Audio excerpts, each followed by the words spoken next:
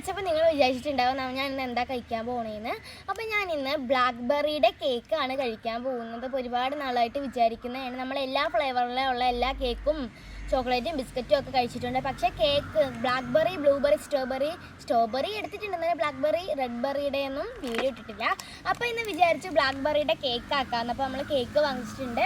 അപ്പോൾ എന്തായാലും നമുക്കൊന്ന് പൊടിച്ച് ട്രൈ ചെയ്ത് നോക്കാം. നമുക്ക് പൊട്ടിക്കാം.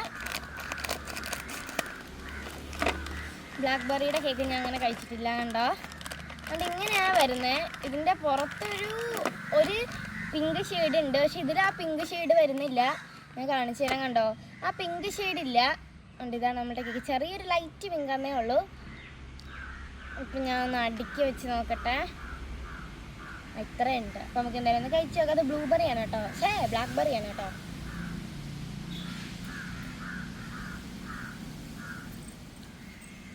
കൊള്ളാം, കുഴപ്പമില്ല.